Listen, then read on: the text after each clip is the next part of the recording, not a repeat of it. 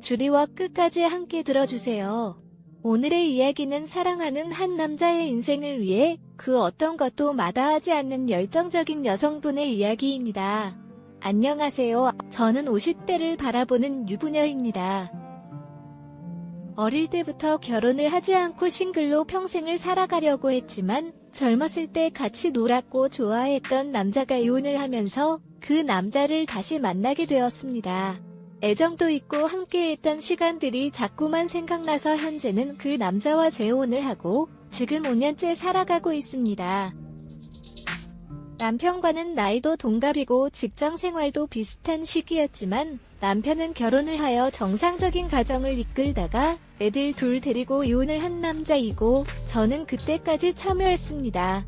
결혼식 할 때는 같은 직장이라서 어차피 직원들이 다 알고 있었고 남편과 다르게 저는 소원이라 호텔에서 결혼식도 올렸죠.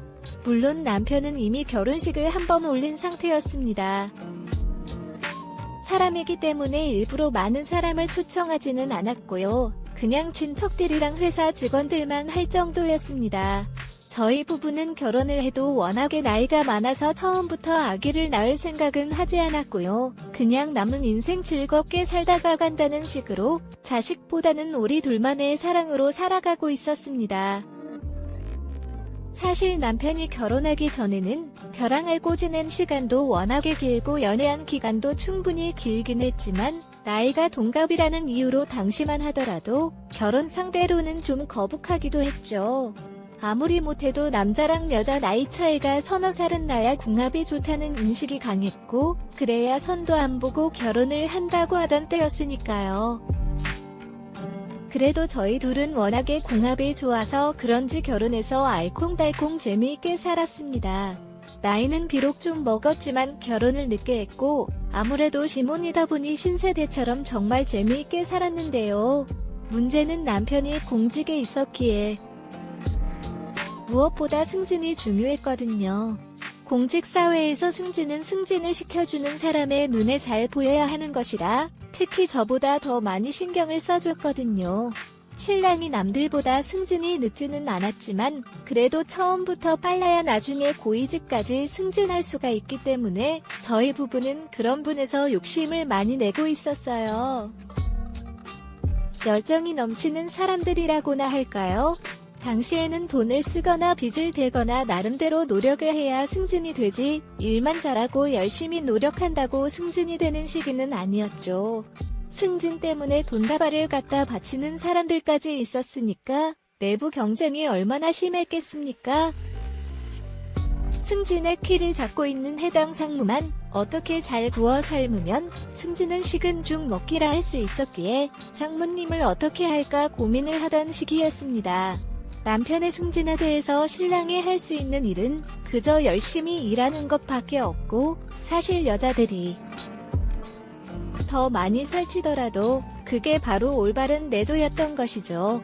집안에서만 잘한다고 되는 게 아니라 남편의 바깥 사정까지도 훤히 꿰뚫고 있어야 그게 바로 진정한 내조 아니겠어요? 그래서 저도 여자라는 무기를 써먹기로 했습니다. 비록 나이가 들어 재혼한 남자와 결혼했지만 신랑을 위해 동기들보다 승진을 빨리 시켜야겠다는 욕심이 생기더라고요. 그래서 인사 고난을 겪는 사무실에서 식사도 자주 하고 술도 한 잔씩 하며 한 번씩 차 한 잔도 하는 등 친분을 쌓았습니다. 사실 이렇게 제가 바로 옆에서 적극적으로 나서서 도와줄 수 있었던 이유는 제가 여직원들 중에서 키도 크고 몸매도 날씬한 데다가 남자들이 좋아하는 글래머 스타일이라서 잘 먹혔기 때문이에요. 어쩌다 보니 열심히 살고 열심히 노느라 결혼 시기를 놓쳐서 재혼남과 결혼했지만 특히 우리 신랑보다 고위직이고 나이가 몇 살 많은 선배들한테 대인기는 감이 최고였다고 할 수 있는 수준이거든요. 남편이 술 한 잔 따르는 것보다 제가 술 한 잔 따르는 게 훨씬 더 강력한 힘을 가진 건 변하지 않는 진실이었죠. 그렇다고 제가 높은 자리까지 올라가기는 분위기상 어려운 부분이 많았고요. 이렇게 신랑의 승진을 위해 온 신경을 쓰면서 살고 있었는데요. 본격적으로 승진 시즌이 다가오면서 아주 고급 선물을 구입해서 상무님께 드리라고 신랑에게 줬더니 신랑은 이런 거 못하겠다고 해서 어쩔 수 없이 제가 상무님을 만나러 갔습니다. 그래서 전화를 먼저 들었더니 상무님이 저녁에 만나자고 하더군요.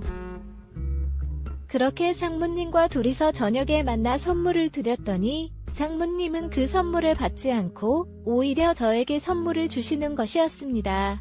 갑자기 저에게 선물을 주시길래 당황했는데 그냥 편하게 받으라고 하더라고요. 그래서 저는 유연한 마음에 상무님과 술 한잔 하자고 해서 고급 술집에 술을 한잔하러 갔죠. 아주 기름진 참치를 먹으며 이야기했어요. 평소에도 상무님과 비밀리에 술을 마신 적이 많아서 이런 자리가 별로 어색하지 않았습니다. 게다가 그날은 분위기 탓인지 아니면 맛있는 안주 때문인지 저도 술을 많이 마셨고 상무님도 술을 엄청 많이 마시더라고요. 그렇게 한참을 마시다가 제가 많이 취해서 상무님을 집에 모셔다 드리려고 택시를 잡아 같이 타고 집 앞에 갔는데요. 상무님은 택시에서 내리지 않고 기사님한테 어디로 가자는 것이었습니다. 그건 변두리에 위치한 전망 좋은 호텔이었는데요. 저는 술에 취한 상태임에도 불구하고 속으로 오늘이 바로 그날이라고 생각하고 마음의 준비를 단단히 하고 있었습니다. 그렇게 비틀거리며 상무님을 방으로 모시고 갔는데 상무님 역시 술을 너무 많이 마셔서 그런지 객실에 들어가자마자 그만 침대에 쓰러져 버리는 것이었습니다. 샤워를 하고 나와서 한참 동안 옆에서 꼼지락거렸으나 꼼짝도 하지 않길래 상무님의 바지를 벗긴 상태로 제 마음대로 상무님의 소중한 곳을 손으로 주무르다가 저도 결국 그만 그 옆에서 잠이 들었나 봐요. 몇 시간이 지나 새벽 3시가 넘어갈 때쯤에 제가 눈을 떠서 정신을 차려보니 상무님은 아무 말도 없이 사라져버렸고 그때부터 걱정이 앞서기 시작했습니다. 혹시 내가 상무님의 눈을 벗어나면 안 되는데 남편의 승진을 위해서라면 뭐든지 할 수 있는데 혹시 내가 뭘 잘못했나 싶더라고요. 그래서 저도 택시를 타고 집으로 왔는데요. 남편도 그날은 출장을 가는 날이어서 집에는 아무도 없었습니다. 애들은 대학을 다니느라 전부 서울에 있어서 집에는 아무도 없었고 한 번 자고 일어나서 그런지 도통 잠이 안 오더라고요.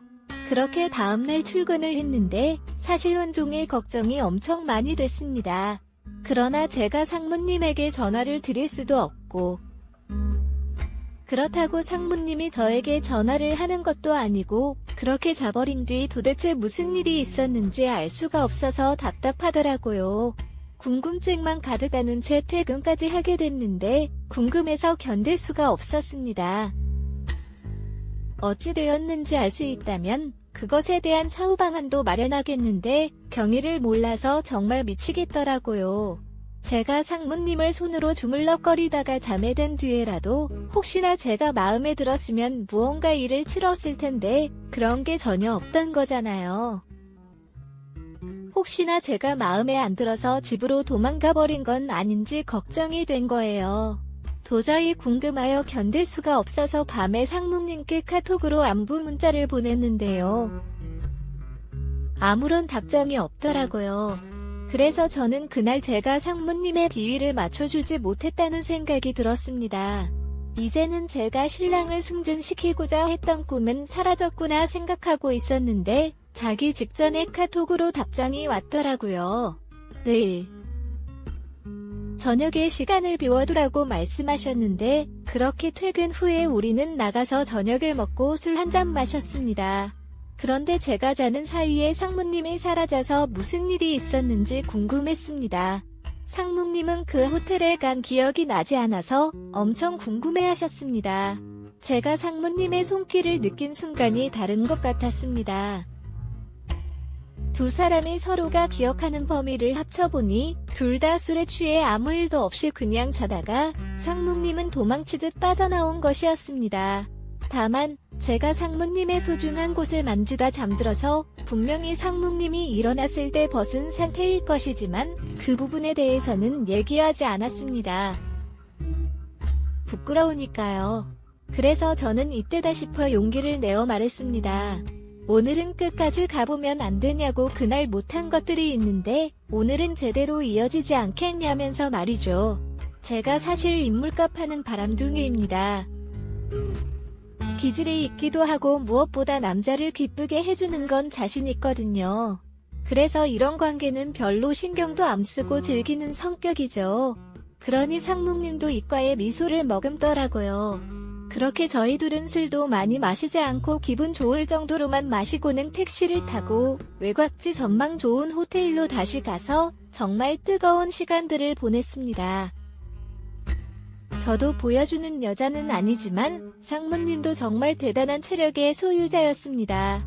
나이를 많이 먹었는데도 아주 단단하고 튼튼한 걸 가지고 있고 여자를 잘 다룰 줄 알더라고요. 정말 쌍코피가 날 정도로 뜨거운 사랑을 하고는 앞으로는 제가 상묵님의 오피스 와이프가 되어주기로 했습니다.